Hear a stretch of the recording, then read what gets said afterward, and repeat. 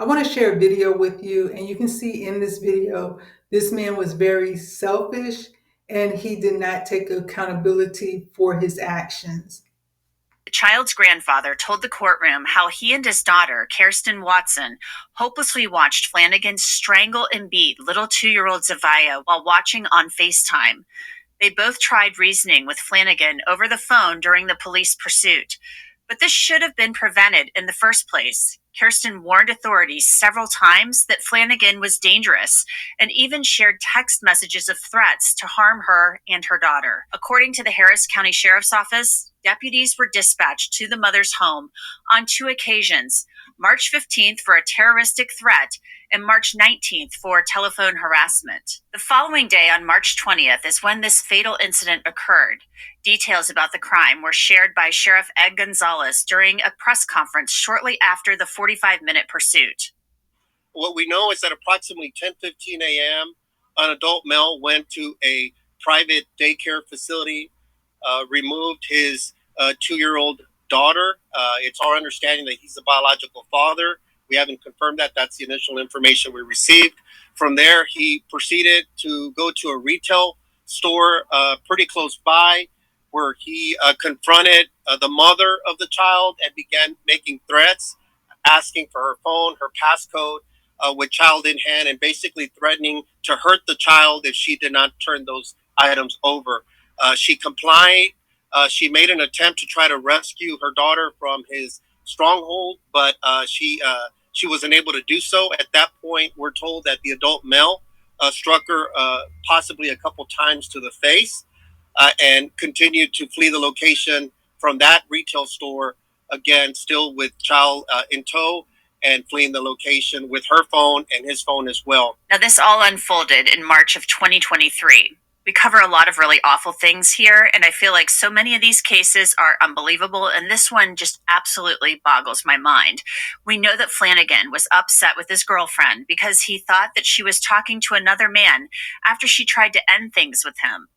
Deputies tried to find him and they wanted to save the little girl, and they had good reason to be concerned because Flanagan was going to take his anger out on his precious little girl while fleeing from law enforcement.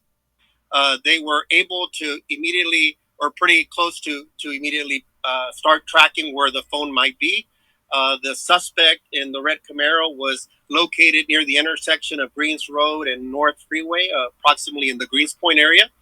Other agencies began hearing the radio traffic, and thanks to the quick action again of other partners, the Houston Police Department, Texas Department of Public Safety, all ascended into the area to try to assist. A pursuit occurred at that point from that location. It's several miles from here, several minutes from this location. So a pursuit did occur. It's my understanding it took place both along the North Freeway and then here along Stuttgart Airline as well, as units were again trying to devise a strategy to detain the suspect that was in the vehicle with the child. At some point, we believe the mom was able to possibly FaceTime on and off with the suspect, just trying to get him to stop and just having some brief conversations, trying to resolve the situation. The male wasn't having it. Later learned the child was still in the vehicle as well. One of our negotiators was able to establish verbal communication just briefly from near the vehicle, trying to ascertain the condition, especially of the child. And at that point, during the course of that investigation, they determined that the child was possibly in pretty bad shape. And so that's the information that was developed so quickly, working in tandem between HPD SWAT, our units that were here on site with our negotiators as well. They were able to launch a proactive operation using a distraction device with HPD, and then we were able to put an assault team as well to go and extract both the child and the adult male.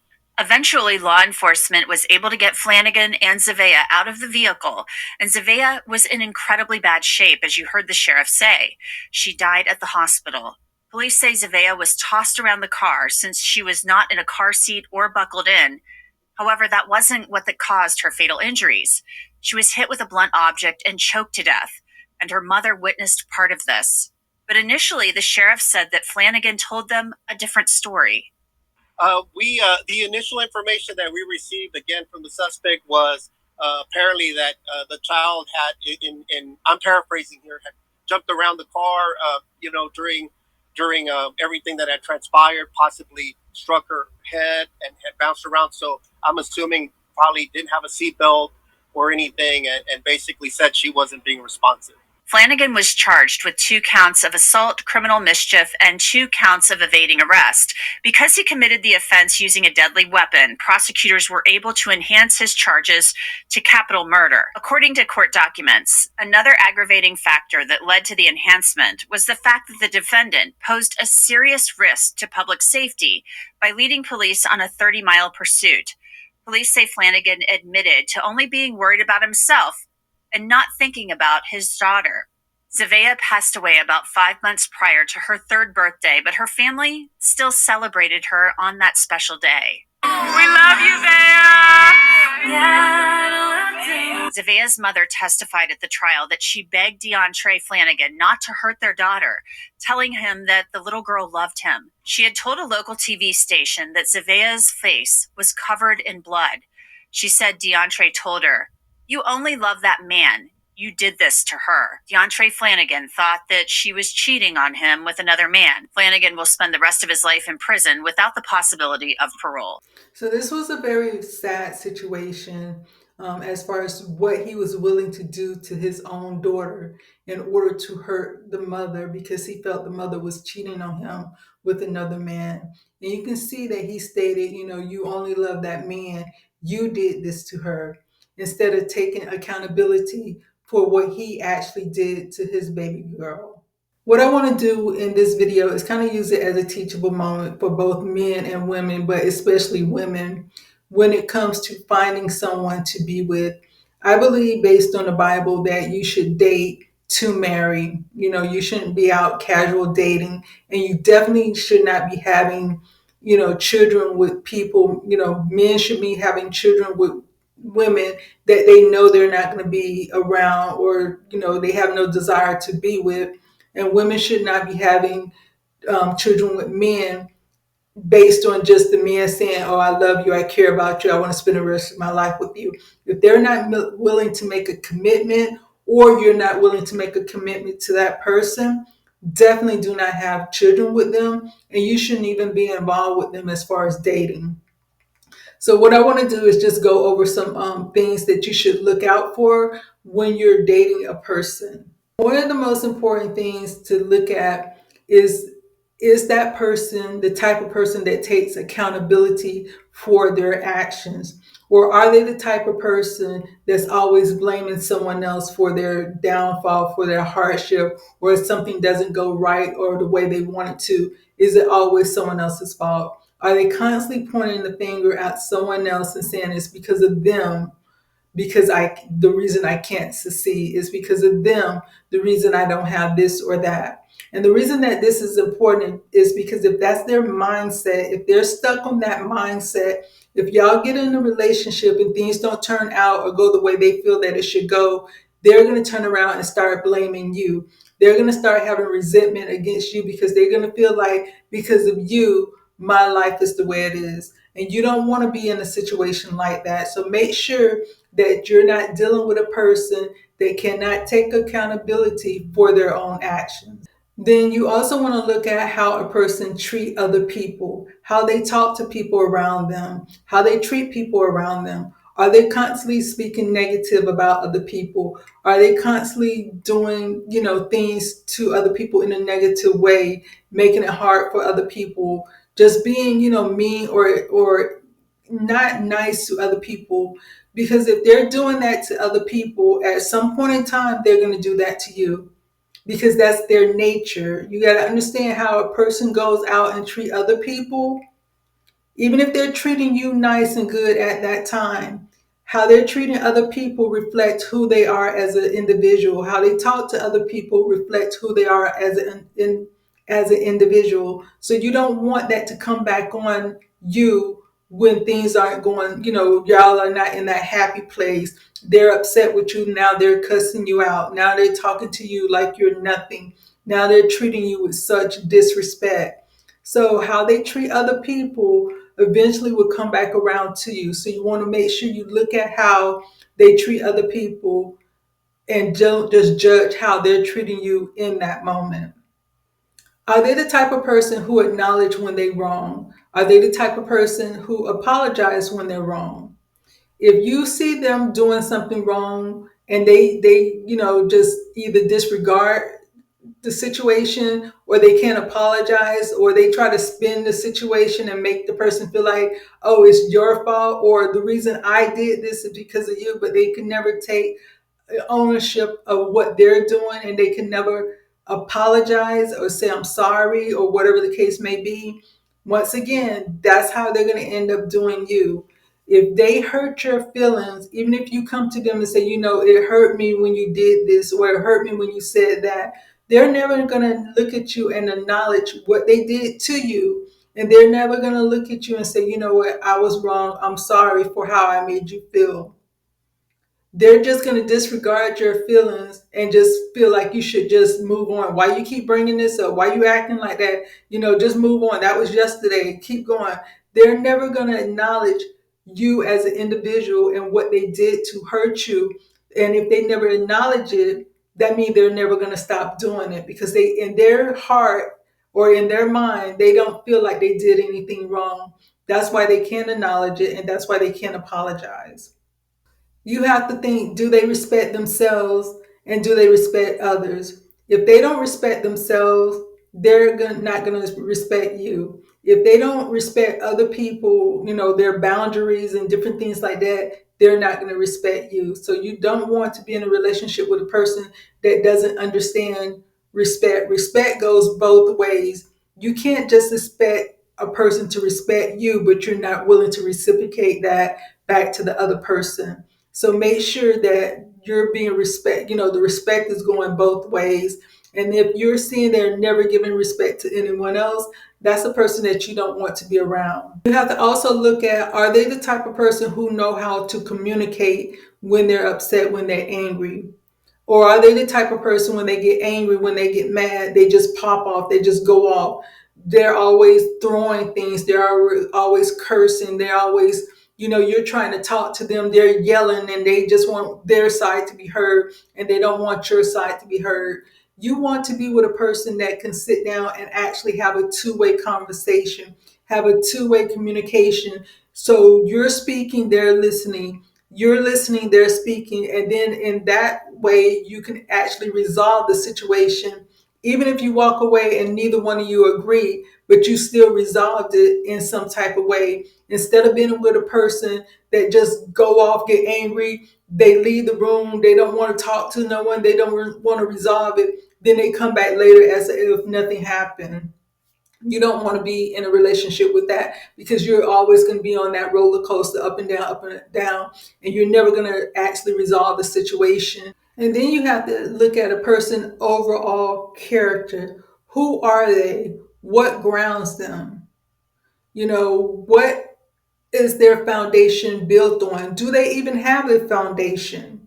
You have to ask them the question as far as, who are you as an individual? What direction that you're going in life? Because a lot of times people want to fix another person. They, especially women that see a man and feel like, oh, I can change him or I can fix him. The only person that can fix a person is themselves. The only person that can fix you is you. The only person that can fix them is them.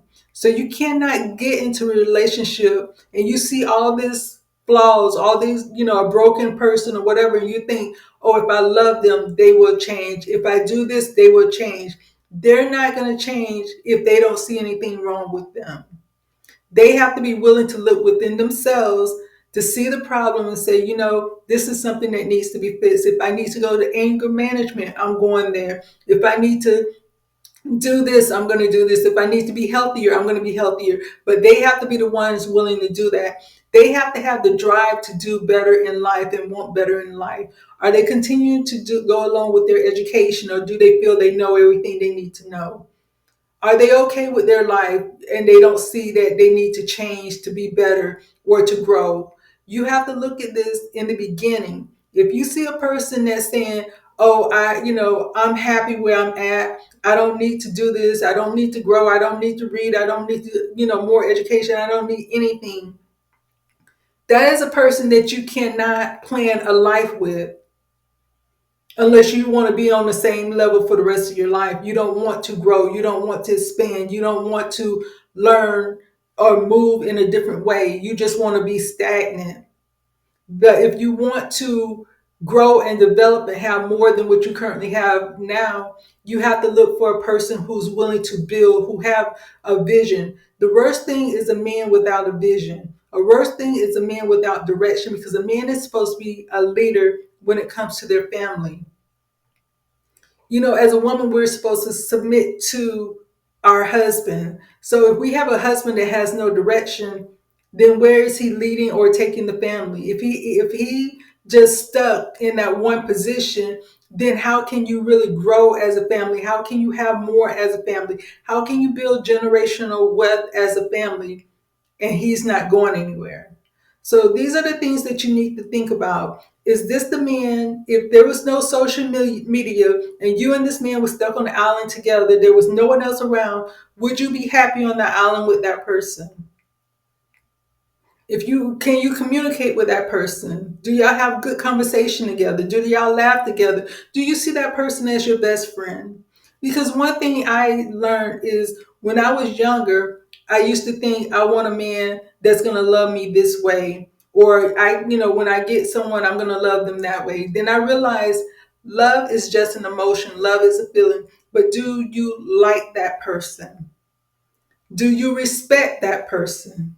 Do that person like you? Do that person respect you? Are y'all friends? Can y'all just be in a room together and enjoy each other's company without feeling like you need other people around you, or you need a TV on, or you need this?